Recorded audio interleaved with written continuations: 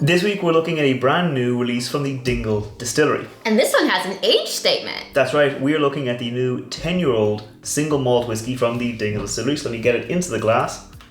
Before I tell you a little bit more about it. And before I finish pouring, I'll let you know, Dingle Distillery did reach out and they did offer us this bottle and a bottle of their new single pot still whiskey if we wanted to do a review of them. We said yes because we love Dingle. They make some fantastic stuff and they're also really nice people. So they did give us this bottle for free, but it's still going to be an independent review. Yes, all truth. All truth, all the time. Like I said, if you want to see, I'll put a link to it up there. There'll be a link down below of their new core single pot still whiskey, which you can check out afterwards. But this here is the new 10-year-old core single malt whiskey. Okay. And this actually comes alongside a little bit of a rebrand Dingle have done. So I've actually got the old single malt. Oh. So the bottle is the same, right? Yeah. But the label is just a little bit different. Yeah.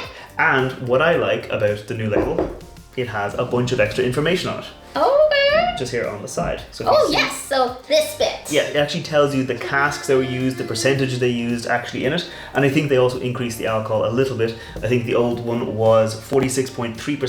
46.5%. A massive increase, but just probably rounds it out and makes it nicer. So this here is a 10-year-old version of that core single malt.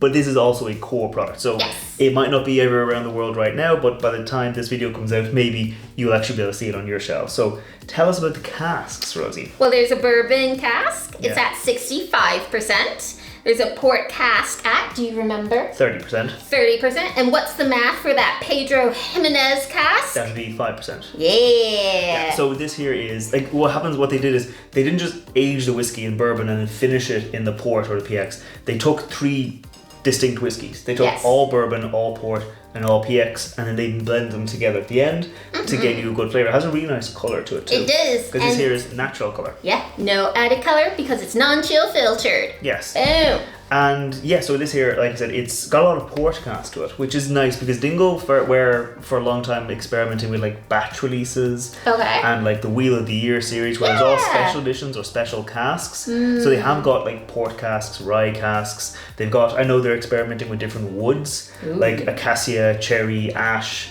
I think birch as well.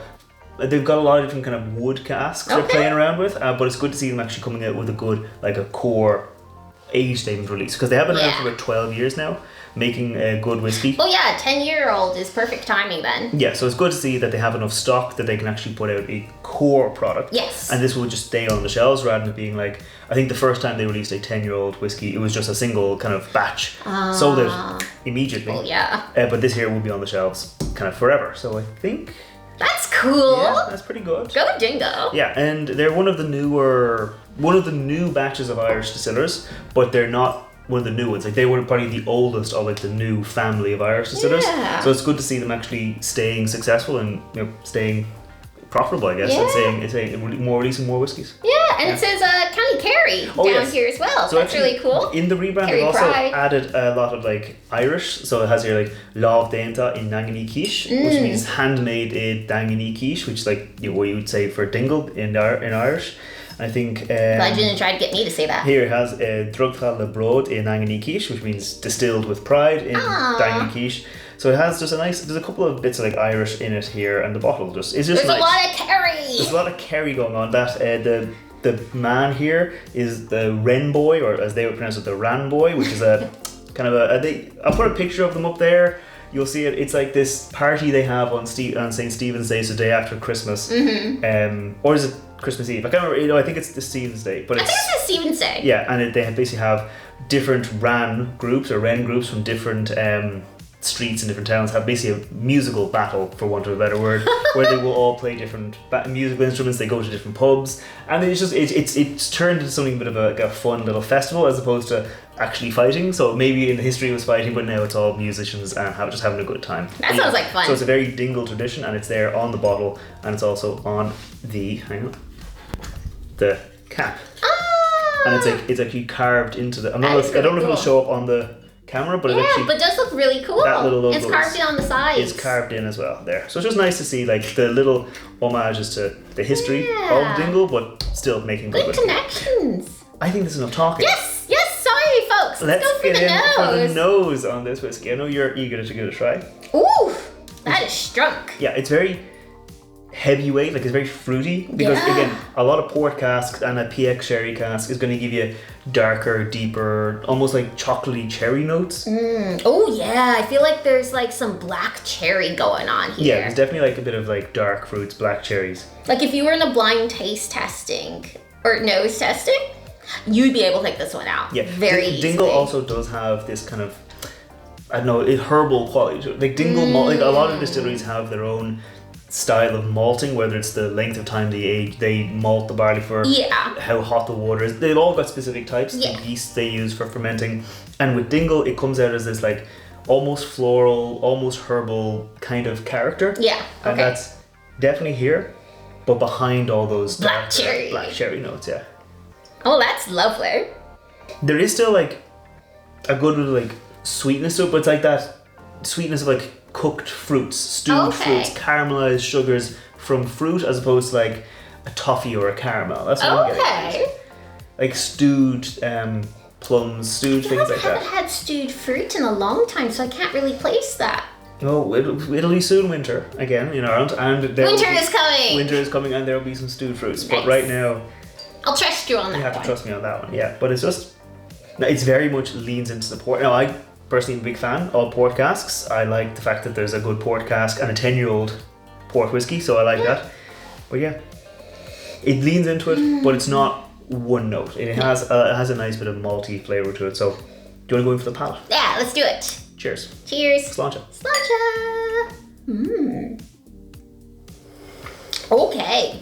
I think it's definitely more malty on the palate and then fruit. So on the nose, it was like fruits backed with malt. Yeah. Here it's more malt backed with fruit. Yeah, that makes sense. That makes sense. Yeah, it's definitely, you get more of that malt character. You get more of that almost like oak spice, almost like clovey, like that baking spice. Yeah, that's kind of coming through. With then those dark chocolate cherries. Yeah. I would say, so you're American. Yes.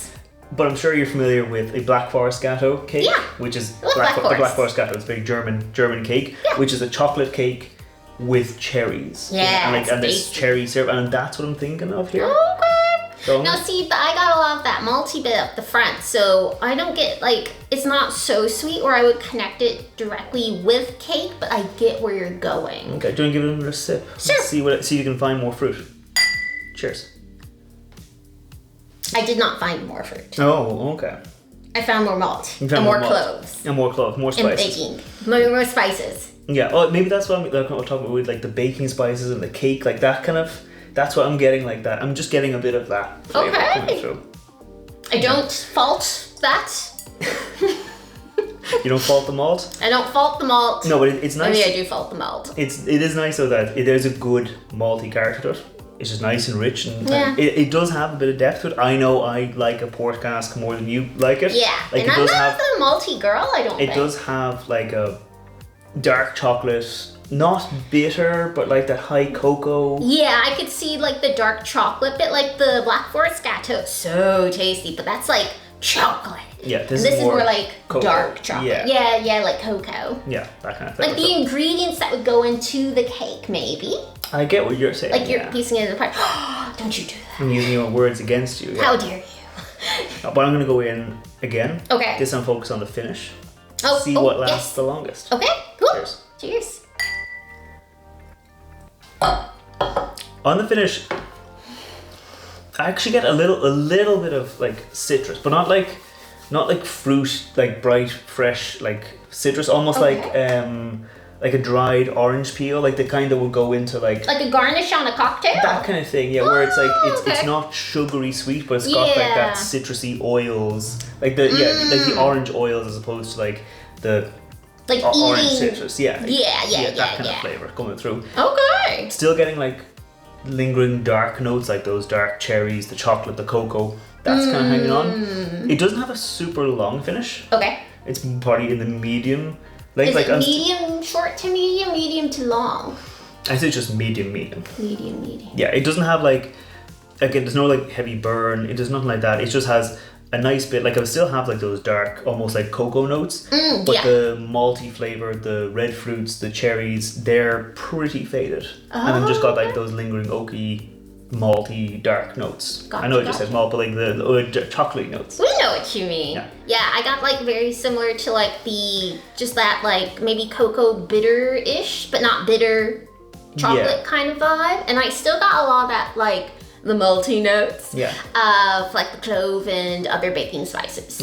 Yeah. So before we give our final thoughts on this, if you're new here, scroll down, hit the thumbs up button, hit the subscribe button. We put out whiskey reviews every Wednesday. We put out cocktail recipes every Friday. So if you want to see more like that, make sure you hit that thumbs up button, hit the subscribe button, and leave us a note in the comments if there's any whiskeys you think we should review in future. But for now, Rosie, I suspect you preferred the single pot still. I absolutely prefer the single pot still. I think I prefer this one because I really love a good port finish. Like the pot still whiskey I thought was really nice. If you want to see a review of that, to be linked down below. I thought the pot still was lovely. I thought it had a lot going on, had a lot of flavour, but I really do love port finished malt. Fair enough. And I think it has a nice flavour. So I think I prefer this one. Yeah, well you got all those cherries and everything in there, so like go for it. So you can have that one, I'll take the other one. Well, they're both mine. I think that little thing from Dingle said Matt and Rose. I don't know, I might burn it.